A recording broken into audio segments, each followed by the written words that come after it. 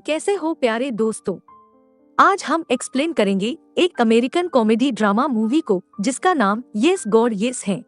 दोस्तों, अगर आप 18 साल से कम उम्र के हैं तो आप ये वीडियो ना देखें, क्योंकि इसमें ऐसी बातें बताई गई है जो आपके लिए ठीक ना हो। मूवी की शुरुआत एक एलिस नाम की लड़की से होती है जो कि एक स्टिक कैथोलिक स्कूल में पढ़ती है।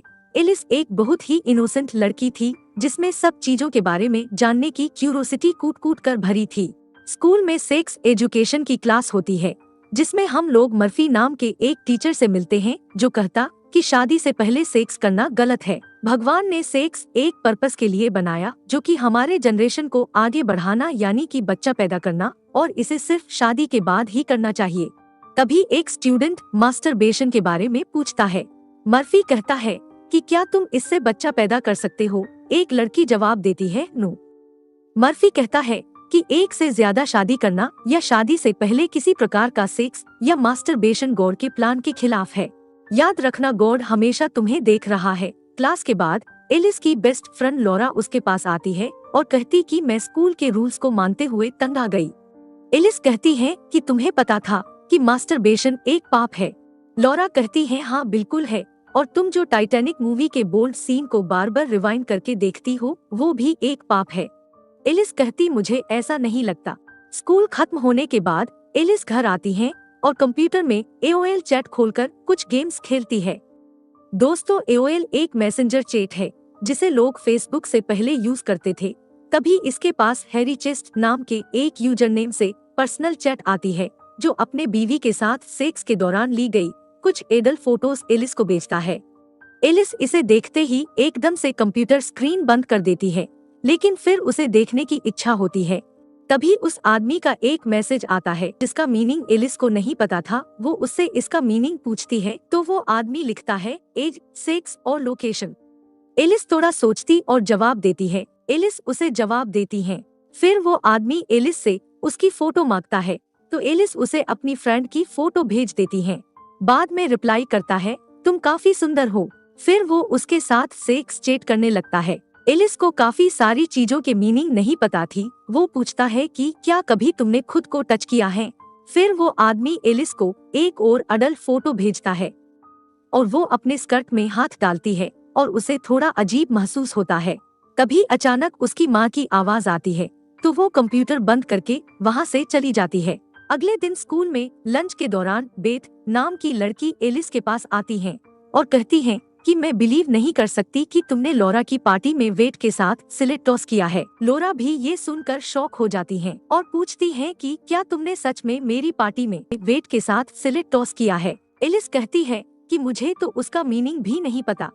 बेथ कहती है कि पूरे स्कूल में ये बात फैल गई है और वेट की गर्लफ्रेंड हेदर इससे काफी अपसेट है। लॉरा कहती है कि वो सब छोड़ो, लेकिन तुम मेरी पार्टी में आई क्यों नहीं?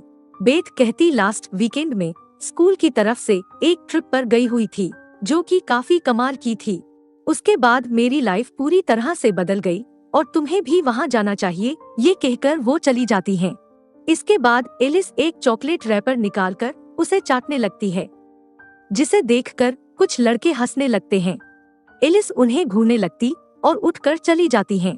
मगर तभी उसके सामने वेट और हेदर आते और जो कि काफी गुस्से से उसे देख रहे होते हैं और कहते हैं डिस्कस्टिंग। एलिस उस AOL चैट के बाद गिल्टी फील कर रही थी, इसलिए वो लॉरा के साथ ट्रिप पर जाने के लिए तैयार हो जाती हैं।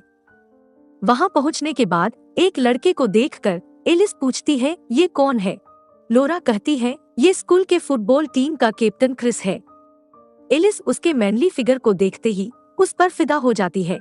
तभी नीना नाम की एक लड़की उनके पास आती और उन्हें उनका रूम दिखाती है और कहती है कि यहाँ फोन और घड़ी अलाउड नहीं है। एलिस अपनी घड़ी देती मगर फोन को बैग में छुपा देती है।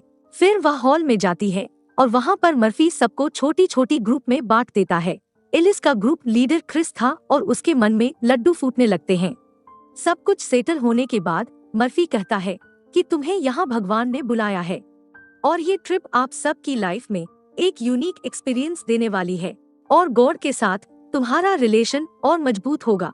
वो सबको एक फॉर्म देता है जिसमें कुछ फीलिंग्स लिखी होते हैं। मर्फी कहता है कि मैं चाहता हूँ आप लोग लास्ट ईयर से लेकर अभी तक जो जो फीलिंग्स को महसूस किए हैं उसके ऊपर सर्कल बना दे। एलिस फॉर्म भरना शुरू करती है, टर्न ऑन के ऊपर सर्किल कर देती है और बाद में उसे इरेज कर देती है, लेकिन वो इरेज नहीं होता और टाइम अप हो जाता है। टर्न को पेंसिल से काट देती है और फॉर्म को सबमिट कर देती है।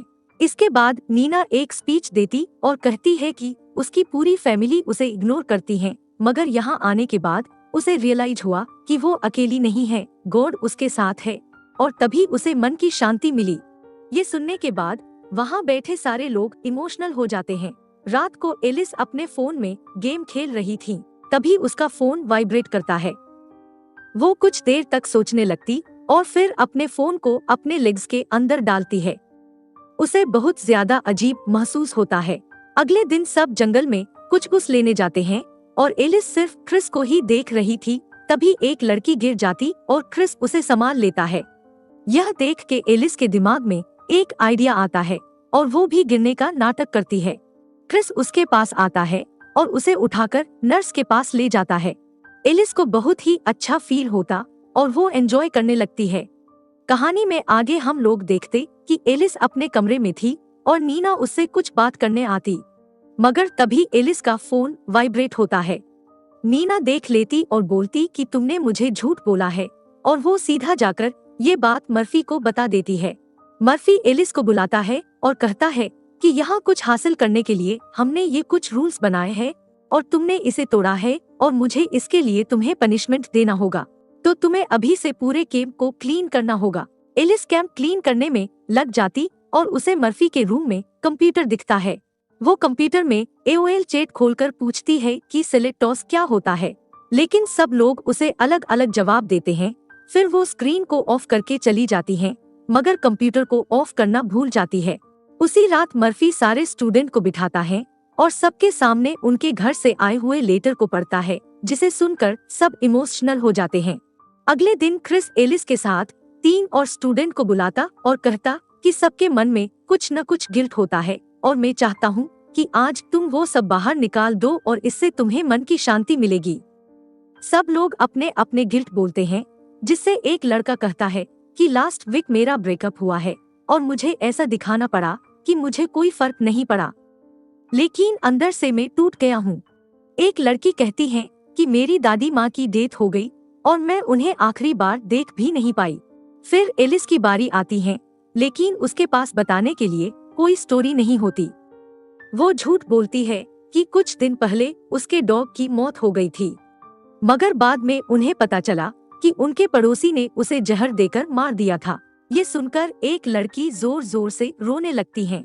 इसके बाद सब खाना खाते हैं और तभी मर्फी वहाँ आकर कहता है कि किसने मेरे कंप्यूटर में AOL चैट खोलकर एडल्ट चैट किया है, लेकिन कोई भी जवाब नहीं देता है। मर्फी कहता है कि मैं ये तो नहीं जान सकता कि किसने किया है, मगर याद रखना गॉड सब कुछ देख रहा है। एलिस डर जाती है, लेकिन किसी को कुछ नहीं बताती। इसके बाद मर्फी एलिस को बुलाकर पूछता है कि गॉड के साथ तुम्हारा रिलेशन कैसा है। एलिस कहती अच्छा है।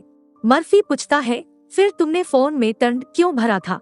एलिस कहती है कि ये मैं बहुत दिन पहले फील कर रही थी। मर्फी पूछता है क्या तुम अभी भी ये फील करती हो। वो कहती नहीं। इसके बाद एलिस कैंप साफ कर रही होती है, तभी वेट वहाँ पर आता है और कचरा नीचे फेंक देता है। एलिस पूछती है कि तुम्हारा प्रॉब्लम क्या है। वेट कहता है कि तुम्हारी वजह से मेरा ब्रेकअप हो गया है। एलिस कहती है मैंने क्या किया, बल्कि मेरा नाम खराब हुआ है। मुझे तो उस वर्ड का मतलब भी नहीं पता। हमारे बीच में कुछ भी नहीं हुआ था, मगर टीचर से लेकर स्टूडेंट तक सब मुझे बेड गर्ल समझते हैं। तभी मर्फी वहाँ पर आता है और वेट को अपने साथ ले जाता है। उनके जाने के बाद एलिस कचरा साफ करने लगती है। तभी उसे नीचे एक बेंड मिलती है जिसमें वेट का नाम लिखा था और वो उसे अपने पास रख लेती है। एलिस किचन साफ कर रही होती है, तभी वो खिड़की से ऐसा नजारा देखती है जिसे देख उसे अपनी आंखों पर यकीन नहीं होता है। वो देखती है कि नीना एक लड़के को किस कर रही है और इतना ही नहीं उसे ब्लोजॉब भी देती है। यह देख के एलिस शॉक हो जाती है। वो तुरंत ये बात जाकर लॉरा को बताती है, मगर लॉरा उसकी बातों पर यकीन नहीं करती और कहती कि तुम्हें शर्म आनी चाहिए कि तुम नीना के बारे में इतनी झूठी अफवाह फैला रही हो, और मुझे बताओ कि तुम्हारा कुत्ता कब मरा था।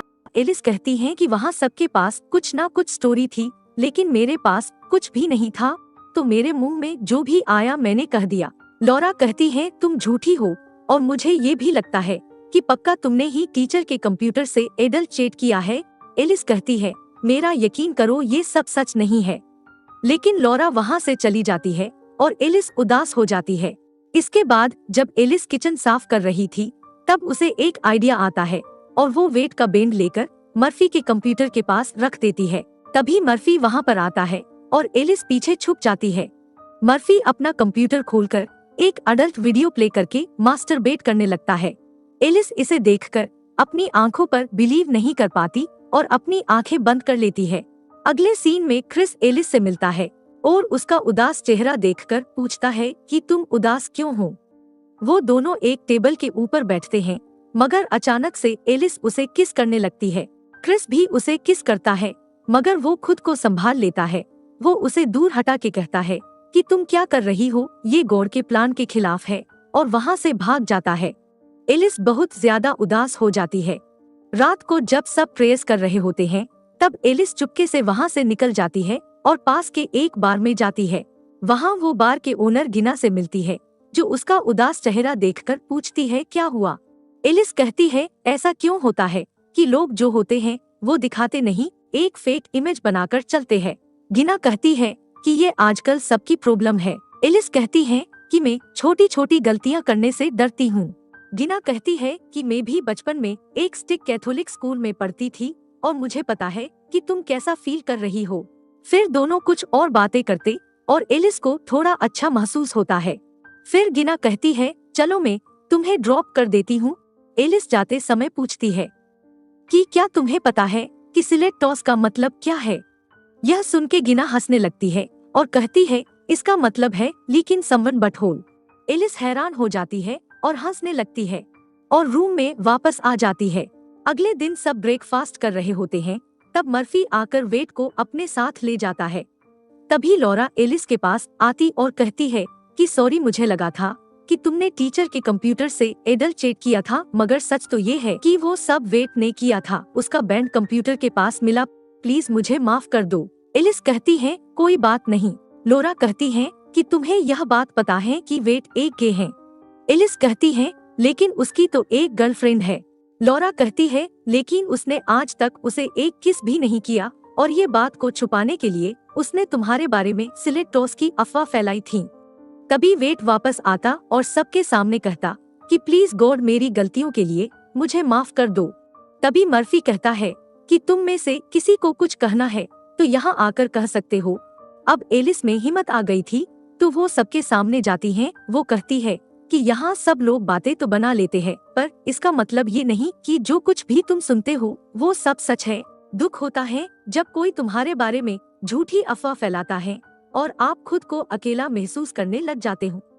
यहाँ सबके पास सीक्रेट है, क्या बिगड़ जाएगा कि आप लोग सबके साथ ऑनेस्ट रहे और सबकी चॉइस को रिस्पेक्ट करे। आखिर गॉड भी तो यही चाहते हैं। ये कहकर वो चली जाती हैं और पूरा हॉल एकदम से शांत हो जाता है। इसके साथ ये ट्रिप खत्म होती है और सब अपने अपने घर आ जाते हैं। अगले दिन एलिस अपने स्कूल जाती है और क्रिस उसे देखकर छुप रहा होता है। एलिस उसके पास जाके कहती है कि उसे छुपने की जरूरत नहीं है, क्योंकि जो लास्ट टाइम हुआ वो आगे नहीं होगा। क्या हम दोस्त बन सकते हैं? क्रिस बोलता है क्यों नहीं। फिर वो मर्फी के पास जाती है और अपने गिल्ट शेयर करने लगती है। मर्फी पूछता है कि तुम्हें और कुछ कहना है क्या। वो कहती है कि मुझे एक बात बतानी है। मैंने ट्रिप पर एक वीडियो देखा था जिसमें 2 लोग सेक्स कर रहे थे। मर्फी समझ जाता है कि एलिस किस वीडियो की बात कर रही हैं। वो पूरे कॉन्फिडेंस के साथ कहती है कि मुझे पता था कि ऐसा वीडियो देखना पाप है, मगर फिर भी मैंने उसे देखा। मर्फी समझ जाता है कि एलिस किस वीडियो की बात कर रही हैं और कहता है कि मुझे नहीं पता, ये गॉड और तुम्हारे बीच की बात है। इसके बाद एलिस खुशी से घर आती है और टाइटैनिक मूवी का सीन देखती है और अपने स्कर्ट में हाथ डालती है, मगर इस बार उसके मन में कोई भी गिल्ट नहीं था और इसी के साथ मूवी यहीं पर खत्म हो जाती है।